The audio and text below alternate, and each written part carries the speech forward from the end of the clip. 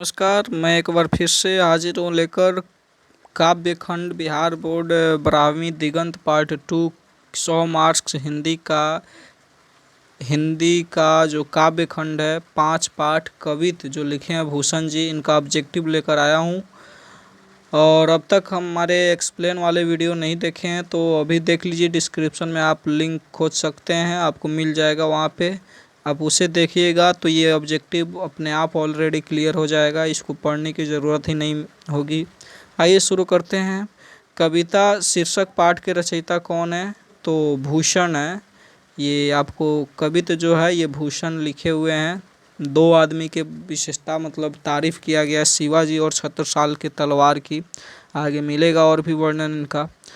Next है भूषण जी का जन्म कब हुआ था? तो जन्म की बात करें इनका तो भूषण जी का जन्म हुआ था 1613 ईस्वी में, आप याद रखिएगा। भूषण का निधन कब हुआ था? तो ये मरे थे आपका ये 1715 ईस्वी हो जाएगा आंसर ये। आगे बढ़ते हैं 4 नंबर क्वेश्चन की तरफ। इनका जन्म कहाँ हुआ था? तो जन्म इनका हुआ था टिकुआपुर, कानपुर, उत्तर प्रदेश में इनका जन्म हुआ था।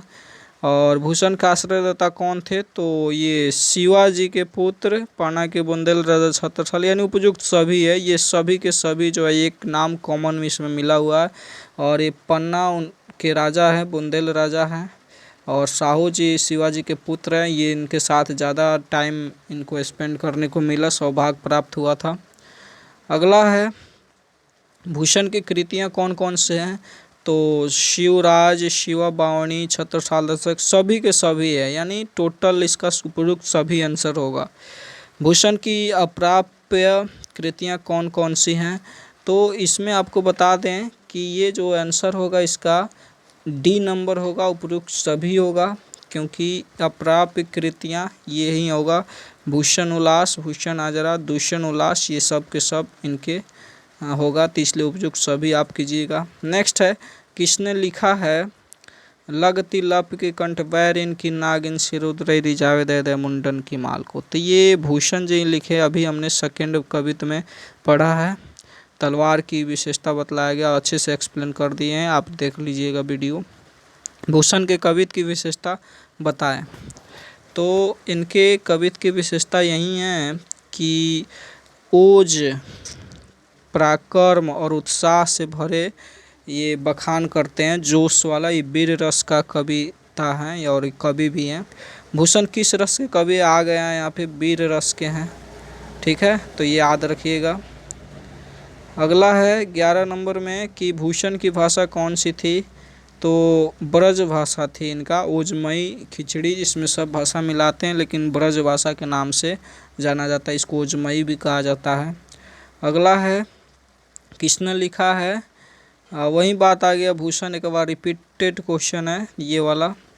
इसका हिंदी होता है कि दुश्मनों के गले में जिस प्रकार नागिन को लपटे हुए गर्दन में पाया जाता है, उसी प्रकार आपके तलवार दुश्मनों के गले में लपक जाता है और उसके मुंडियों को काट काट के माला बनाकर रुद्र ही रिझावे, रुद्र को, भगवान शिव को रिझाने के लिए, प्रसन्न करने के लिए माला चढ़ाया जाता है, मुंडियों की माला, जो दुश्मनों का होता है गलों पे नागिन जैसा लपकता है आपका तलवार।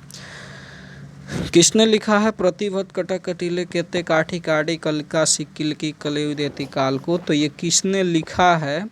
तो ये बात तो भूषण जी ही लिखे हैं, लेकिन किसके लिए? तो छत्रसाल के तलवार के लिए लिखे गए हैं। तो आप इसको कभी कंफ्यूज नहीं होइएगा, आप इसे याद रखिएगा, भूषण जी लिखे हुए हैं। और किसके बारे में लिखे होंगे यहाँ पे पूछता तो आप उसमें लिख देते छत्रसाल के तलवार, ठीक है। तो समझ में आया होगा। तो धन्यवाद, लाइक कीजिएगा। जय हिंद, जय भारत, जय बिहार।